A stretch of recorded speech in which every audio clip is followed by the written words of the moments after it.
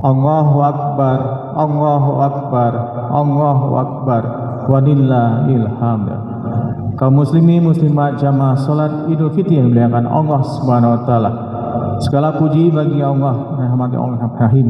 Pada hari ini seluruh kaum muslimin bersama-sama mengumandangkan takbir, tahlil dan tahmid untuk mengagungkan kebesaran Allah Subhanahu wa taala.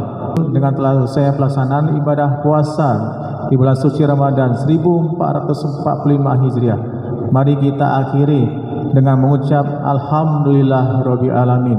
Pada kesempatan yang berbahagia ini pula, perkenankan saya atas nama pribadi dan pemerintah Kabupaten Aceh Tengah beserta segenap keluarga menyampaikan selamat Hari Raya Idul Fitri 1 Syawal 1445 Hijriah.